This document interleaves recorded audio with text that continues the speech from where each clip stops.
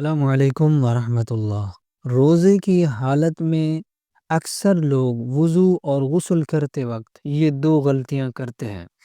یہ دو غلطیاں اتنی بڑی غلطیاں ہیں کہ ان دو غلطیوں کی وجہ سے ان کا روزہ ٹوٹ جاتا ہے، روزہ بریک ہو جاتا ہے، مگر ان کو علم نہیں ہوتا۔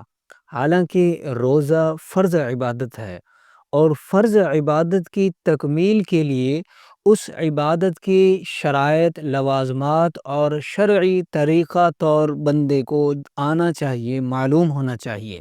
یہ ہماری سستی ہے اور یہ ہماری پستی کی دلیل ہے کہ ہمیں روزہ نماز کے مسائل اور احکام کا بھی علم نہیں ہے۔ ہمیں یہ بھی معلوم نہیں ہوتا کہ ہماری کون سی غلطی کی وجہ سے ہمارا روزہ ٹوٹ سکتا ہے، ہمارا روزہ فاسد ہو سکتا ہے۔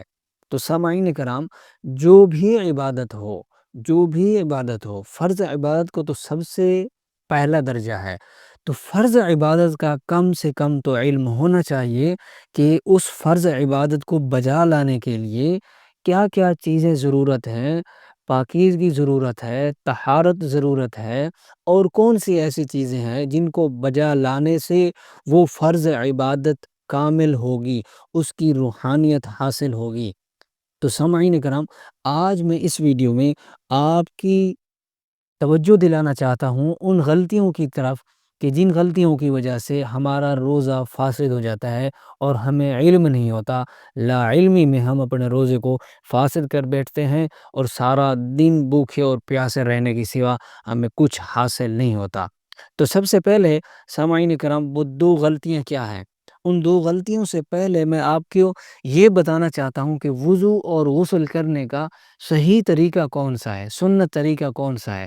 کیونکہ اگر میں آپ کو غلطیاں بتاؤں گا، آپ کو صحیح طریقہ آتا ہی نہیں ہوگا، تو آپ کو غلطیوں کا احساس کیسے ہوگا؟ تو اس لیے آپ کو پہلے میں وضو اور غسل کے فرائض اور طریقہ بتا دیتا ہوں، پھر اس کے بعد آپ کو غلطیاں بتاؤں گا کہ وہ کون سی غلطی ہیں۔ تو دیکھیں سامعین کرام، وضو کا جو سنت طریقہ ہے، وضو کے 4 فرض ہیں۔ 4 فرائض، ان میں سے پہلا فرض چہرہ دھونا، دوسرا فرض ہاتھوں کو کوہنیوں سمیت دھونا، تیسرا فرض چوتھائی سر کا مسح کرنا، اور اسی طرح چوتھا وہ فرض ہے وہ پاؤں کو ٹخنوں سمیت دھونا۔ تو یہ 4 فرض ہو گئے۔ ان 4 فرضوں میں سے اگر کوئی فرض رہ گیا تو آپ کا وضو نہیں ہوگا۔ اب جو ہاتھ دھونا ہوتا ہے، جو کلی کرنی ہوتی ہے، ناک میں پانی چڑھانا ہوتا ہے وضو کی حالت میں، یہ سنت ہے۔ وضو کے فرائض اور سنت طریقہ پہلے یہی ہے کہ پہلے آپ نے ہاتھ دھونے ہیں، پھر کلی کرنی ہے، پھر اس کے بعد آپ نے ناک میں پانی چڑھانا ہے، پھر اس کے بعد آپ نے منہ دھونا ہے، اور بازو دھونے ہیں، سر کا مسح کرنا ہے، اسی طرح پاؤں دھونے ہیں آخر میں۔ تو یہ طریقہ ہے سنت، اور 3 مرتبہ ہر اعضاء کو 3 مرتبہ دھونا ہے۔ اب غسل کے فرائض کتنے ہیں؟ غسل کے 3 فرض ہیں۔ غسل کا پہلا فرض کہ آپ نے کلی کرنی ہے۔ کلی کرنی ہے جیسا کہ آپ نے پورے حلق تک پانی پہنچانا ہے کہ منہ کے اندر کا جو باہر والا حصہ ہے اس میں خشک کوئی جگہ نہ رہے۔ اور پھر اس کے بعد آپ نے جو دوسرا فرض ہے، ناک میں پانی چڑھانا ہے نرم ہڈی تک۔ نرم ہڈی تک آپ نے پانی کو پہنچانا ہے، یہ فرض ہے۔ اور تیسرا جو فرض ہے وہ یہ ہے کہ آپ نے پورے بدن پر 1 مرتبہ پانی بہانا ہے، تاکہ جسم کا کوئی حصہ ایک بال برابر بھی خشک نہ رہے۔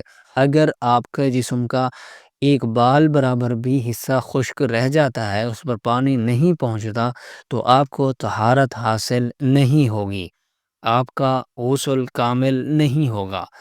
تو اس لیے اب اس کا سنت جو طریقہ ہے، وہ سنتیں کون کون سی ہیں، وہ کیا؟ تو سنت پہلے یہی ہے کہ آپ نے سب سے پہلے اپنے ہاتھ دھونے ہیں، پھر ہاتھ کے بعد آپ نے جس جگہ پر نجاست لگی ہے اس جگہ کو دھو لینا ہے۔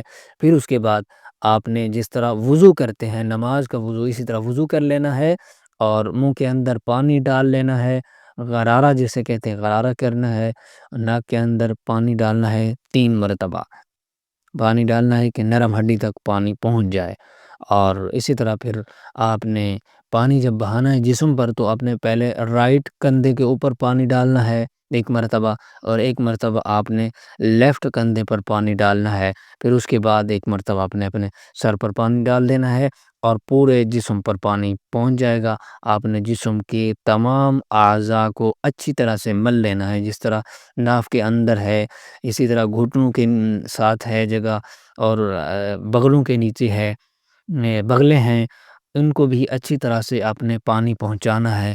دیکھ لینا ہے کہ آپ کے جسم کا کوئی حصہ بھی خشک نہ رہے، تو کوشش یہ کرنی چاہیے کہ آپ اچھی طرح سے غسل کریں، اچھی طرح سے پاکیزگی حاصل کریں۔ تو یہ ہو گیا وضو کا سنت طریقہ اور فرائض، اور غسل کا سنت طریقہ اور اس کے فرائض۔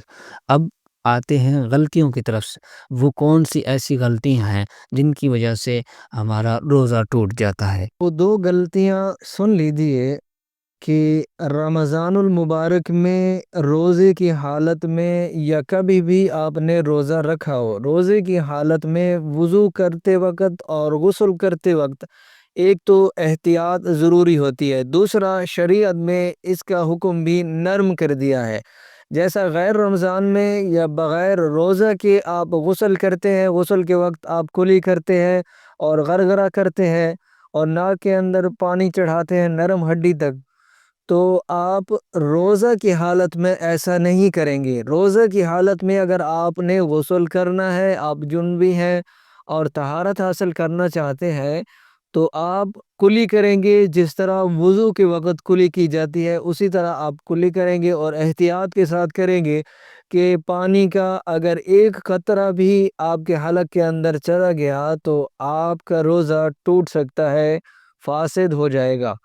تو اس لیے کلی کرتے وقت آپ نے احتیاط کرنی ہے، اور اسی طرح اگر ناک کے اندر پانی چڑھانا ہے غسل کے وقت تو بھی آپ اسی طرح ناک کے اندر پانی چڑھائیں گے جس طرح وضو کرتے وقت آپ ناک کے اندر پانی چڑھاتے ہیں، اور احتیاط کرنی ہے کہ پانی ناک کے اوپر نہ چلا جائے، کیونکہ اگر ناک کے اندر پانی چڑھا دیا جاتا ہے تو پھر وہ ڈائریکٹ حلق کے اندر جا کر پیٹ میں چلا جاتا ہے، جس سے روزہ فاسد ہو جاتا ہے، اور بندے کی اس غلطی کی وجہ سے بندے کا روزہ ضائع ہو جاتا ہے۔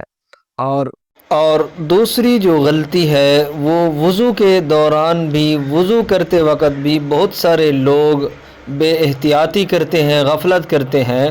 بعض لوگ تو وضو کرتے وقت بھی غرغرہ کر رہے ہوتے ہیں، کلی کرتے ہیں پھر غرغرہ کرنا شروع کر دیتے ہیں، تو روزہ کی حالت میں اگر اسی طرح وہ کرتے ہیں تو لاعلمی کی وجہ سے اگر پانی کا ایک قطرہ حلق میں چلا گیا یا ایک بوند چلی گئی، آپ کا روزہ فاسد ہو جائے گا۔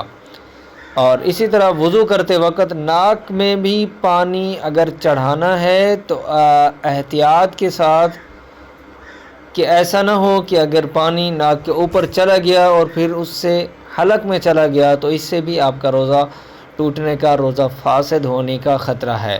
تو اس لیے جتنی احتیاط ہو سکے کریں، تاکہ آپ یہ دو غلطیاں دوبارہ نہ دہرا سکیں۔ روزہ کی حالت میں ضرور احتیاط کیجئے اور غسل اور وضو کرتے وقت۔